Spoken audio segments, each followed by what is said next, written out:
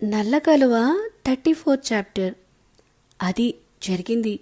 ఆ వీడియో అడ్డు పెట్టుకుని ప్రస్తుతానికి ఆయనైతే బురుడి కొట్టించగలిగాను, కానీ ముందు ముందు ఏం చేయాలో అర్థం కావట్లేదు అంటూ నీరు గారిపోతుంది వైషు బేబీ. ఏం చేయాలనిపిస్తే అది చేయడమే తప్ప చేసేదేం లేదు. గృహప్రవేశం ఎలాగూ చక్కగా జరగలేదు. దీపం ముట్టించావుగా, అదే చేత్తో స్వీట్ చేసి అందరికీ తినిపించుకోడలు పిల్ల అని సుమగారు అనగానే నవ్వుతూ, స్వీట్ ఏంటి, లంచ్ కూడా చేస్తాను.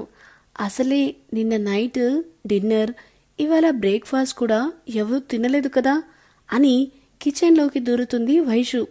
ఇక్కడ రూమ్లో వైషుని ఎలా వదిలించుకోవాలా అని ప్లాన్స్ ఆలోచిస్తూ ఉంటాడు వేద్ బాబు.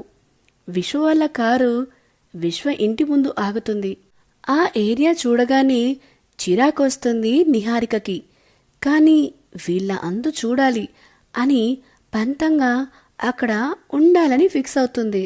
విశ్వ, అమ్మాయిని తీసుకుని వచ్చి గుమ్మంలో నిలబడు అని చెప్పి శైలజ గారు వినూత్నని తీసుకుని లోపలికి వెళ్తారు ఫాస్ట్గా దిష్టి తీయడానికి. విశ్వ కార్ డోర్ తీసి నిహారిక వైపు చూడగానే అతన్ని కోపంగా చూసి కార్ దిగి అతని కోసం చూడకుండా లోపలికి నడుస్తుంది. వెనకాలే నిట్టూరుస్తూ విశ్వ కూడా వెళ్తాడు.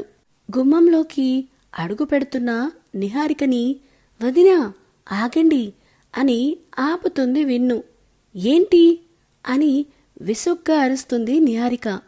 తను అలా అరిచేసరికి మొహం ముడుచుకుంది విన్ను. విశ్వ కూడా అదంతా చూస్తూనే నిహారిక పక్కన వచ్చి నిలబడతాడు. అప్పుడే శైలజ గారు వచ్చి విన్నుతో కలిసి హారతి ఇస్తుంది ఇద్దరికి. అదంతా చిరాగ్గా అనిపిస్తుంది నిహారికకి. ఇంకా ఎంతసేపు అని కసిరేసరికి, అయిపోయిందమ్మా అని వాళ్ళకి బొట్టు పెట్టి కుడికాలు ముందు పెట్టి లోపలికి రండి అని చెప్తారు శైలుగారు.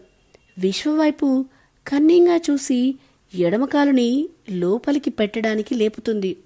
అందరూ అలాగే చూస్తూ ఉంటే, వదినా నీ చేయి దగ్గర బల్లుంది అని విన్ను అరిచేసరికి భయంతో ఇంకో చేతితో విశ్వచేయి పట్టుకుని చూసుకోకుండా కుడికాలు లోపలి పెడుతుంది విత్ విశ్వ. లోపలికి వెళ్ళాక, ఎక్కడ ఉంది బల్లి అని కంగారుగా అడిగేసరికి, గుమ్మానికి ఉండే వదినా, నీ చెయ్యి తీయకపోయి ఉంటే నీ చేతి మీదకి ఎక్కేసేది అని నవ్వుతూ అంటుంది విన్ను. తన నవ్వుని విసుగ్గా చూస్తూ, నా రూమ్ ఎక్కడా అని అడిగేసరికి, అదే అని విశ్వరూమ్ని చూపిస్తుంది విన్ను. ముందు దీపం పెట్టమ్మా అని శైలజ గారు అనేసరికి, నేను వచ్చింది ఈ ఇంట్లో దీపం పెట్టడానికి కాదు, ఈ ఇంటిని తగలపెట్టడానికి అని కోపంగా చెప్పి వెన్ను చూపించిన రూంలోకి వెళ్తుంది నిహారిక.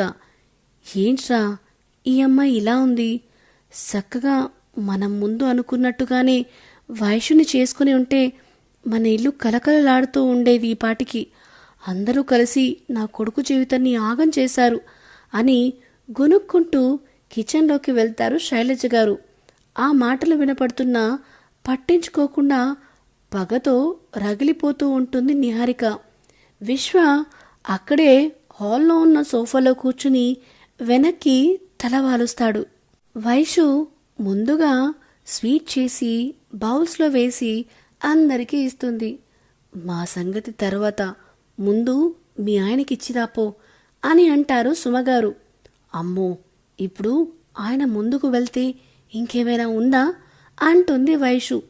ఎప్పుడు వెళ్ళినా అదే ఉంటుంది కదా, అదేదో ఇప్పటి నుంచి అలవాటు చేసుకుంటే సరిపోతుంది అంటారు సుమగారు. మీరేంటి ఎన్నైనా చెప్తారు, నేను వెళ్ళి స్వీట్ తినండి అంటే వావ్ స్వీట్ అంటూ ఎగరేసుకుంటూ తింటాడనుకుంటున్నారా అని వైషు వెట్టకారంగా అనగానే, నువ్వు తెలిసి చేశావో తెలియక చేశావో కానీ ఈ క్యారెట్ హల్వా అంటే వాడికి చాలా ఇష్టం అని చెప్తారు సుమగారు. ఎంత ఇష్టమున్నా నా చేతితో ఇస్తే అది ఆయనకి చేదుగానే మారిపోతుంది అంటుంది వైషు మొహం చిన్నబుచ్చుకొని. ఇలా మొహం పెట్టుకుంటే కుదరదు.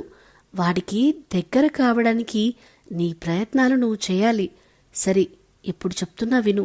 నువ్వెళ్ళి ఈ స్వీట్ వాడితో తినిపించావనుకో, ఇక నీ జీవితం గురించి నువ్వు బాధపడాల్సిన అవసరం లేదన్నట్టు అని సుమగారు చెప్పగానే, ఒకవేళ తినిపించలేకపోతే అని డౌట్గా అడుగుతుంది వైషు.